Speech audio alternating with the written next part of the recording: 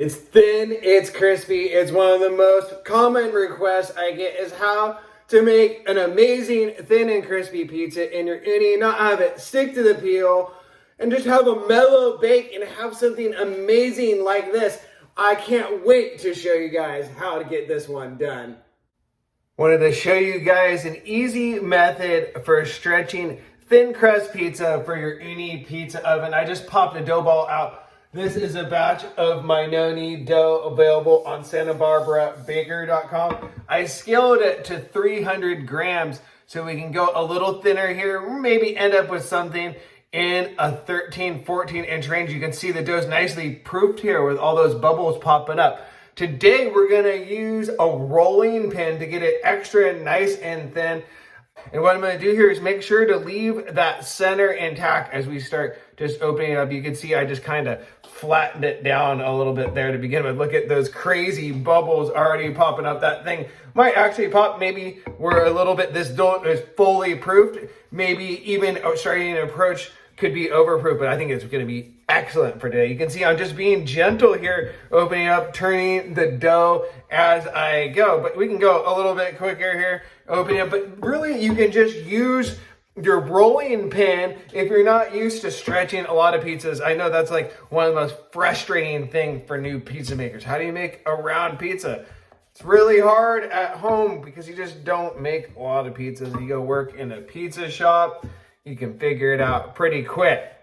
But there's no shame in using a rolling pin, and it can make a really amazing, super thin crust pizza. You can see how it's already opening up nice and round. Let's go even a little bit harder here. But it's really even, and we can get those edges really nice and thin. You can see I'm focusing on the edge of the pizza, leaving the center mostly intact on my surface here that's been dusted with semolina, because we can pick the pizza up here as you would traditionally do. Start tossing it. I'm doing a quarter turn each time as I flip it back from hand to hand. But really easy way here is just drape it over your knuckles and let it start opening up. I can feel the bottom of the pizza right now. I can see, oh, you know what? It feels maybe a little bit sticky on the bottom. I can let it rest here. We got plenty of semolina on here, so I can go back down. Let's go back onto the work surface here. You can see that's almost looking a little bit thin, possibly in the center there, so we're gonna be careful. This is looking actually pretty good to me. What do you guys think? Looks rad? All right, so I know people are always frustrated with your pizza sticking to the peel before you can launch it into the oven. One way is build it on a marble surface here and get it nice and stretched with some flour before you put it on your wooden peel, which we're gonna do. And what I'm gonna do here, just as a little bit of backup, is take a little bit of fine semolina, hit it on the top of the wooden peel. We can maybe even go a little more generous today because I'm building on camera. I want to make sure it doesn't stick. But the problem here is if you put way too much of semolina or flour on the peel, it's all going to dump into the oven and burn, giving you off flavors, not what we want. So what I'm going to do here, a nice little trick, pick it up. I have a little pastry cutter here, can move my wooden peel back over, drop it in here. We have our dough. Look at that, looking nice. Stretched with the rolling pin, also hand tossed, but look at that. It's evenly thin here. You know, maybe a little bit too thin or thinner than other spots right there, but we can just go through and stretch it one more time here directly on the peel. This looks super bomb. You should be good to go. Check it, give it a little shake. All right, I'm gonna clear off our space here. We'll build this. I'm gonna show you how to make an easy, amazing, thin and crispy pizza in our Ooni Pizza Oven. Have our dough stretched out. It's looking super nice. I was just curious to see what is our size today of a pizza like this. It was a 300 gram dough ball that we stretched out. Let's see, a little bit over 13 inches. Should be a pretty fun size pizza. I think we're keeping it super classic, like a New York style vibe here. I have my classic pizza sauce here available up on the website, SantaBarbaraBaker.com, keeping it super simple. Lately, I've been enjoying building the pizza with the sauce starting from the outside. That can be handy if you guys are having issues with your pizza dough sticking to the peel, because as soon as the moisture of the sauce starts to hit the dough, it can start sinking through the dough, and if it gets all the way through, it can be sticky. Typically, the outside of the dough should be a little thicker out there, so you have a little bit more wiggle room. And when you're building at home, you don't have to move as fast, so you don't have to start from the center there. But we're gonna give it a nice slick. And for this style, it's almost like, I feel like a cross between some sort of New Haven and New York style pizza. And we're just gonna take it really close to the edge there. Maybe a little bit sketchy, you don't want it to leak off there, but a nice slick all the way across there. Look at that. And I keep my tomato sauce really simple. It just really is just tomatoes seasoned with salt. So what I'm gonna do is hit it with the super heady oregano. Look at that. I want to go all the way out to the edge there. Got some balm oregano here. I shook it off the branch into my little container. It smells amazing. And look at that. You can see that color there. It still has some nice bright greenness to it, which I like to see. If you see it like really dark and dried out, it could mean it's on the older side, less fresh, less vibrant vibes, and less flavor hitting that pot. I can just smell this already perfuming off. So bomb. All right, let's keep it moving here. Important part, the cheese blend. For that classic New York style look with like a little splotchy inner mix of little bit of caramelization, little bit of cheesy gooiness, splotches everywhere. I really like that look. I like to use a mix of whole milk and part skim mozzarella, and that will really help with that. Look at that, going all the way pretty close to the edge out here. Now for a bake on this, I like to get my Untitled 16, the oven deck, to about 750. You don't want to go super hot. We don't want to burn the bottom. It's really thin, so we want to give it a second there on the oven deck to make sure the crust sets. Also super important on a pizza like this that it's pretty thin. You want to make sure you have enough toppings. If you ever see the dough start to pop up, those big bubbles, that often means you didn't put enough stuff on top. So just hit it with enough cheese and sauce or toppings. But we're going classic plain pie here. It just is cheese. This is going to end up being 6 ounces of our 50-50 blend, whole milk and part skim mozzarella, both low moisture.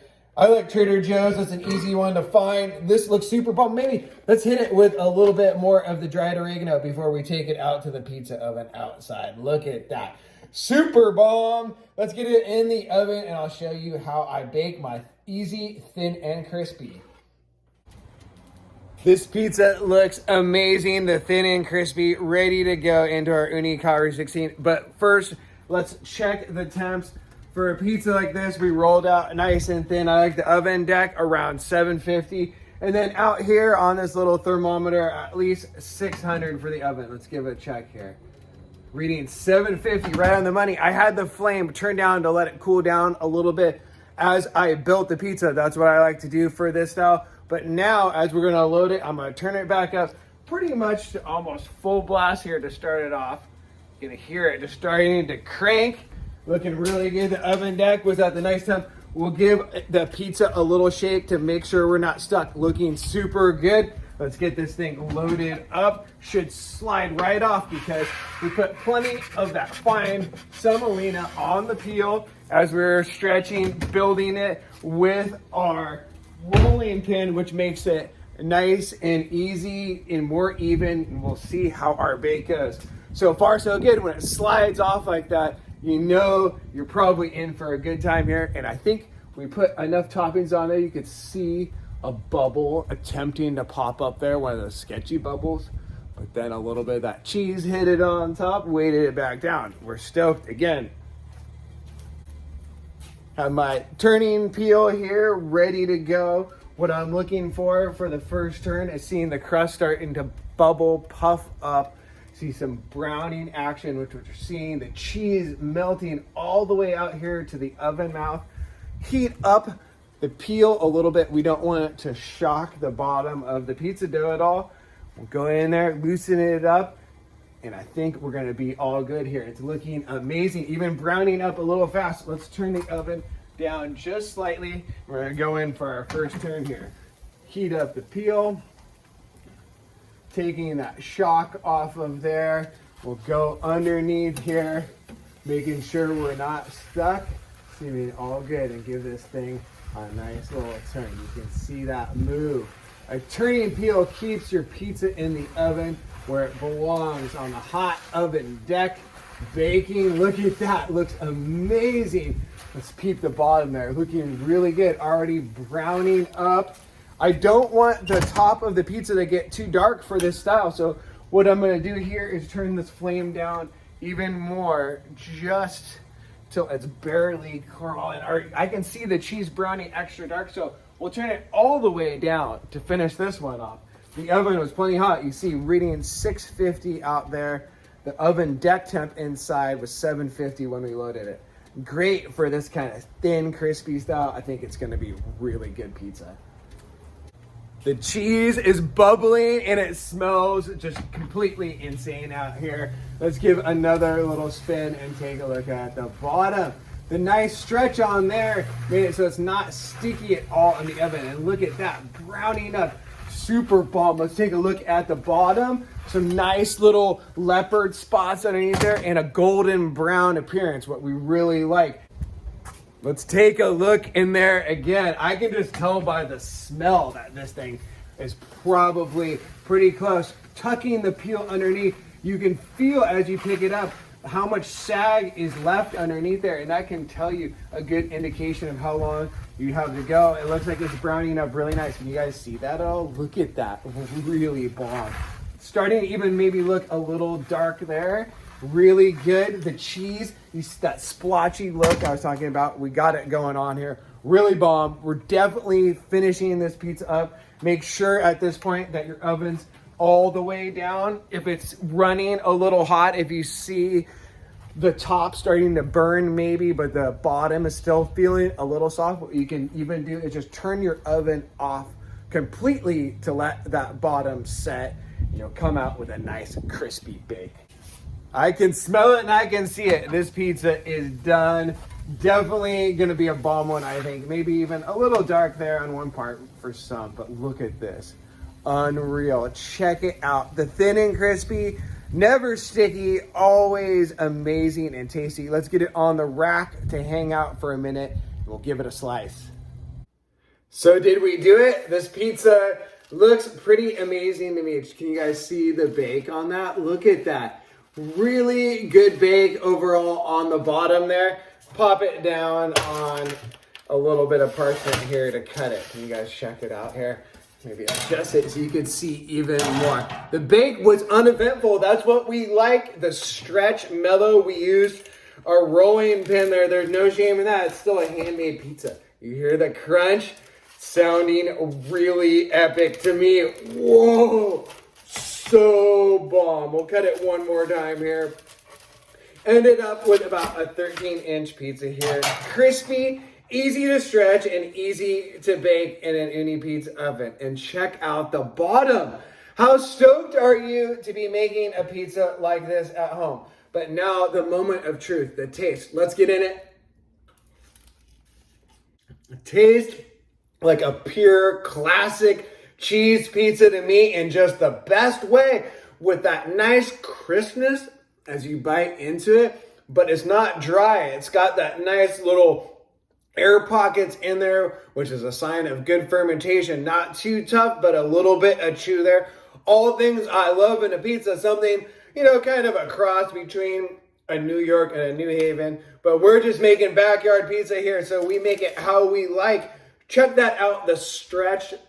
Using the rolling pin combined with the hand toss if you're having trouble with a thin crust pizza in your outdoor pizza oven. And make sure, give it a little dust of semolina if it's feeling a little bit sticky, and you guys should be good. Have confidence. Check out my vids. I got so much up on the channel and so much more to come. All my recipes up on SantaBarbaraBaker.com. Check out this pizza. Amazing homemade pizza. I love you all. One love.